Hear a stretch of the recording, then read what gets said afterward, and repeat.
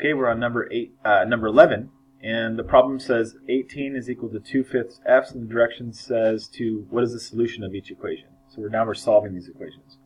So remember, to get full credit for these, you need to not only solve them, but also check them. So I'm going to work this on my other paint here. So I have 11. The problem is 18 is equal to 2/5 f. Well, I don't like to have the variable on the right-hand side of the equation, so I'm just going to use the symmetric property of equality and write it like this. 2/5 f is equal to 18. Now this is a multiplication problem. Notice that 2/5 times f is a multiplication problem. So if I wanted to, I could just divide both sides by 2/5. That is perfectly fine to do. I will go ahead and solve it that way. So these will cancel. I'll be left with 1f is equal to this kind of convoluted thing. So I have 18, let me write it this way, 18 divided by 2/5. And remember, we've done this before where we were dividing with a fraction. We don't do that. We multiply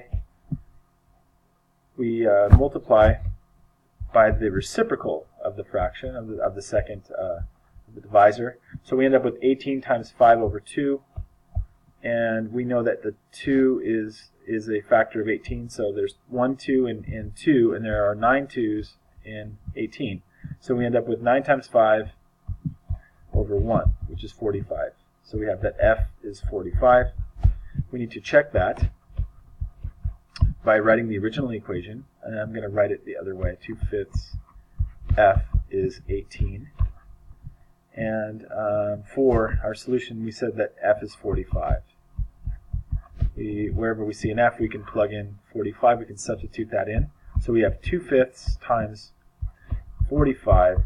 Does that equal 18? This 5 here is a factor of 45. So I can ask myself how many 5's are in 5, and the answer is 1. How many 5's are in 45? The answer is 9. And I have 2 times 9 over 1, which is 18. So 18 does equal 18, therefore this solution is correct. And I can go over here and look for f is 45, which is D. Now before I move on to number 12, let me just show you another way to solve this. I probably wouldn't do it like this. This is a bit too much work for me. What I would do instead, if I had 2/5 f is equal to 18, I would use multiplication on both sides, because there's another way to isolate the variable. I can actually multiply by the reciprocal of this, what we call coefficient. This value that's in front of the variable we call a coefficient, and I can multiply by the reciprocal of that on both sides.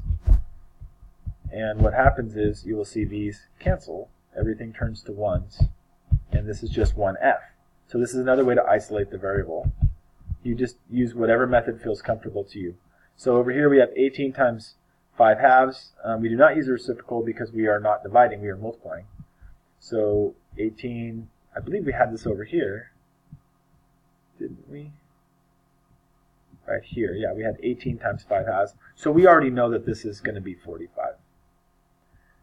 We've already solved that. I'm not going to do it again. F is 45. So that's another way to solve this problem. Let's look at number 12.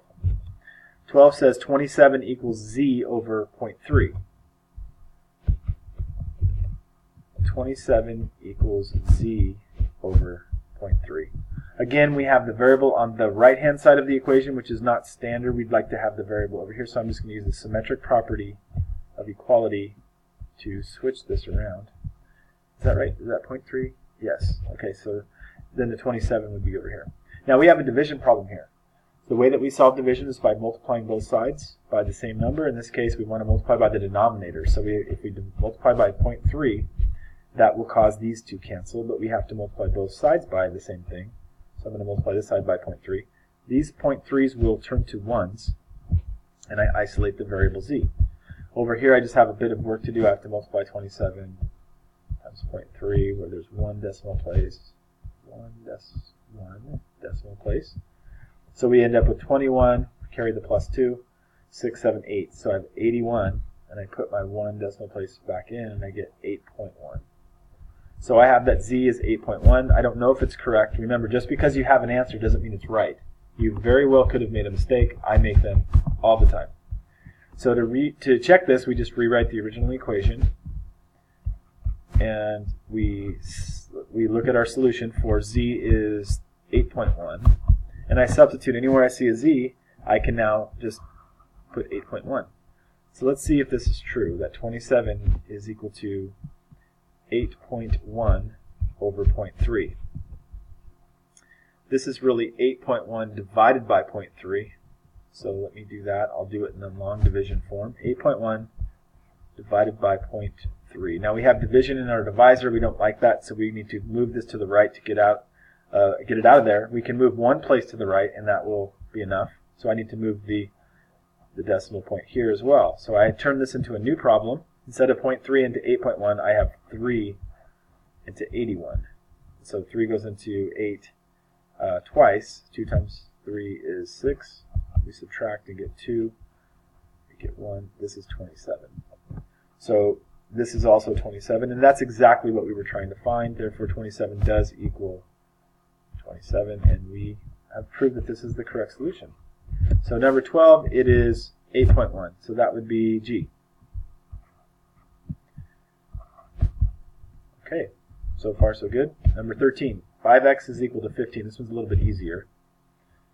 5x is equal to 15. Here we have another multiplication problem because the 5 and the x are being multiplied. The way that we solve this is we use the inverse of multiplication, which would be division.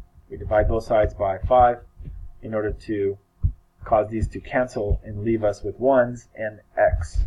So we have our isolated x over on the left, and 15 divided by 5 is 3. So we think the answer is 3, x equals 3, so let's just check it. Yes, I would like you to write the word check on your checks. Makes it very easy to read. So 5x is 15 for x equals 3. It seems obvious, but we just do it anyways. Is it true that 5 times 3 is 15? Actually, yes. If we know our times tables, we know that it is true. Therefore, our solution, our candidate solution, x equals 3 is true. So let's look over here, and that's going to be C. Notice how I don't look at the answers until I solve the thing. I prefer to look at the end because it gives me a bit of confidence that my answer is right. I have x equals 3. Okay, the last one. This 14 is similar to the one we just did. 2s is 34. 2s equals 34. Okay, it's another multiplication equation. We need to divide both sides by the same number. In this case, we want to divide by 2 so that these will cancel and turn to 1s. So we can't just divide the left side by 2. We have to divide the right side also by 2. So we have s is equal to 34 divided by 2, which I believe is 17. Let me just check that. I'm going to just multiply 17 by 2 and see. Yeah. So 34 divided by, or 17 times 2 is 34, and therefore 34 divided by 2 is 17. Okay, so that's kind of like a check step. Let me just really quickly run through these steps here. For s equals 17. Just plug that in. Oh. So we have 2 times 17. Does that equal 34? Yes, it does. We just showed that it does. And we're done with number 14. So we think the answer is S is 17. And there it is, G, 17. Okay, the next one is a word problem. Mercedes is 132 centimeters tall. This is twice the height of her younger brother. How tall is her younger brother? Let me scoot this up a little bit. So we're looking for the variable. Remember, we have to do a bar diagram. So let me read it again. Mercedes is 132 centimeters tall. This is twice the height of her younger brother. So when I see this, I'm immediately thinking of a picture, not necessarily a bar diagram, but just I want to draw a picture to help me just get my head wrapped around this question and what it's asking me to find. So I have a kid, Mercedes. Let me just put her over here. I'll put an M there. And then she has a little brother. And her brother, it looks like he's shorter than her. Mercedes is 132. This is twice the height of her. So you could make 2 of her younger brothers to equal her height. So we could probably do something like maybe put a line here. And we could put her little brother, one of him here and one of him here. That's how tall she is. There's 2 of him for every one of her. We need to find a variable that's going to be based on the question. The question is, how tall is her younger brother? So let some letter be the height of younger brother.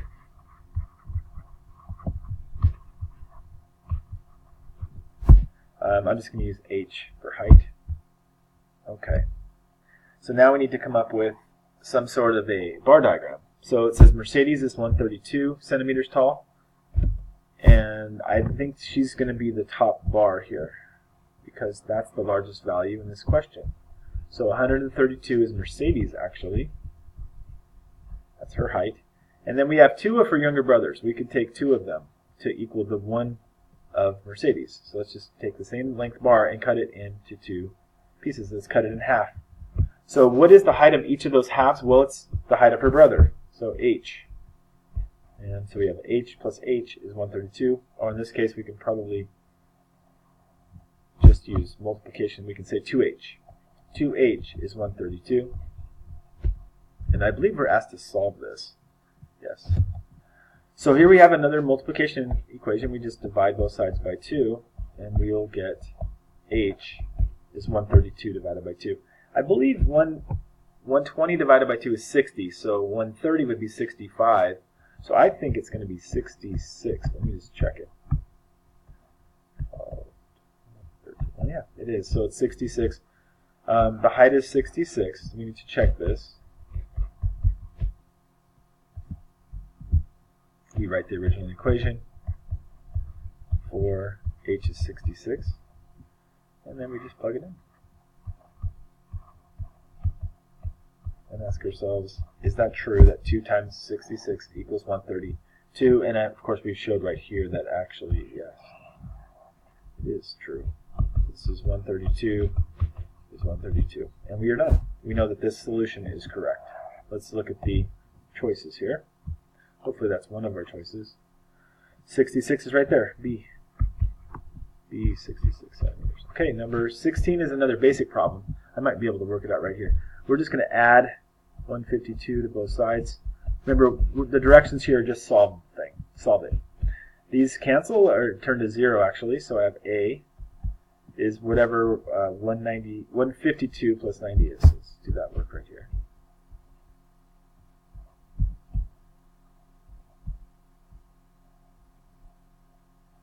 Okay, I'm getting 242, so let me just check that.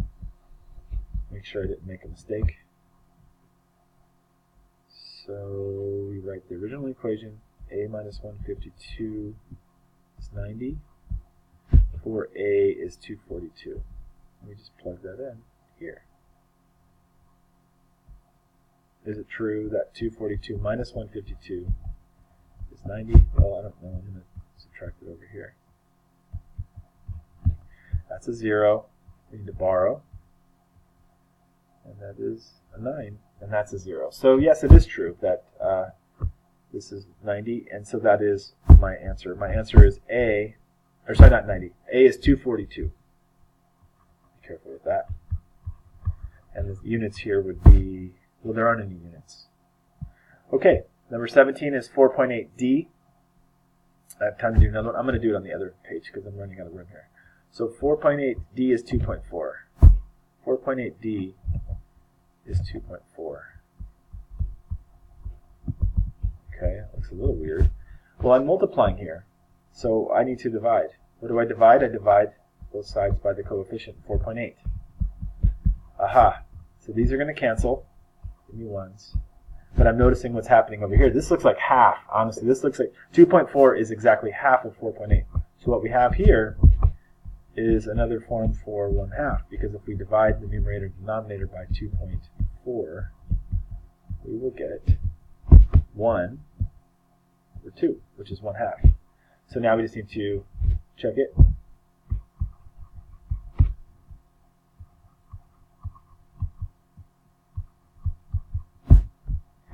And for our candidate solution is D is 1/2.